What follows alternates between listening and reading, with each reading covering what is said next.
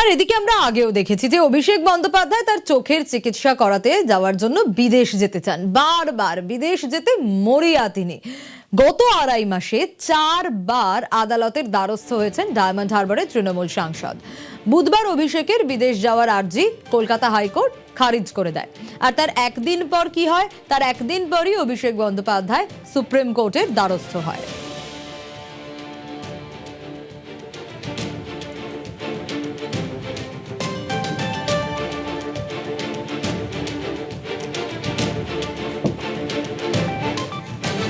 আর এখানেই অনেকে একাধিক প্রশ্ন তুলেছেন। কেন চোখের চিকিৎসা দেশে করাতে চান না অভিষেক? কেন আমেরিকাতেই বারবার চোখের চিকিৎসা করাতে হবে? দেশের হাসপাতালে অভিষেকের আপত্তি কিসে?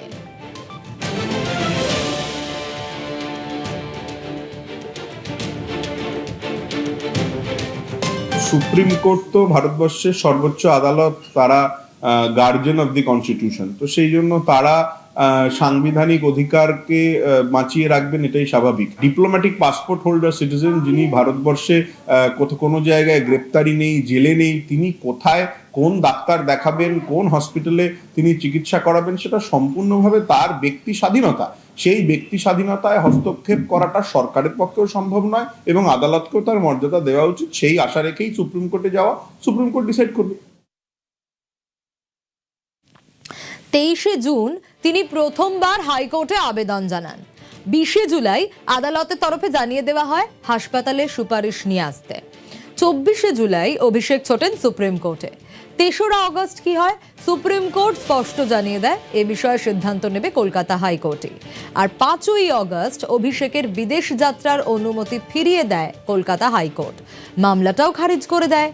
একদিন পর অভিষেক ফের আবেদন জানালেন সুপ্রিম কোর্টে।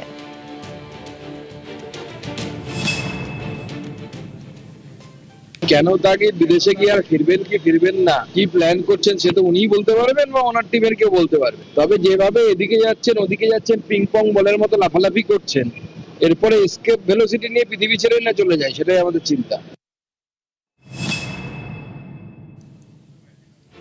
ওর তো নিজস্ব প্লেন আছে, সে প্লেনে করে তো ডাক্তারটাকেও নিয়ে চলে আসতে পারে।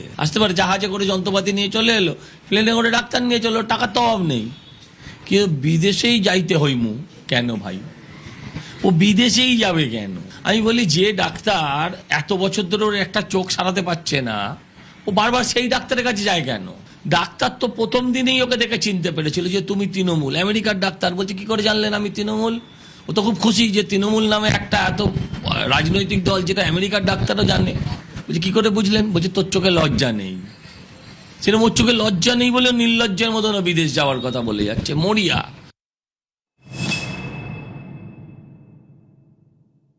অভিষেকের চোখের যে সমস্যাটা, সেটা এখানে কোথাও এর আগে শেষ কবে কোথায় চিকিৎসা হয়েছে তার খুব একটা নজির পাওয়া যায়নি।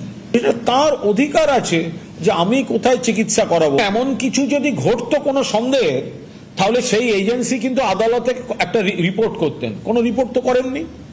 তাহলে তার আগের বিদেশ সফরগুলো নিয়ে আজকে অনুমান ভিত্তিক অভিযোগ উঠছে কেন? পর্যবেক্ষণ ভিত্তিক তো কোনো অভিযোগ এতদিন নেই। তাহলে আজকে অনুমান ভিত্তিক অভিযোগ তোলা হচ্ছে কেন? রাজনৈতিক ন্যারেটিভ তৈরি করার জন্য।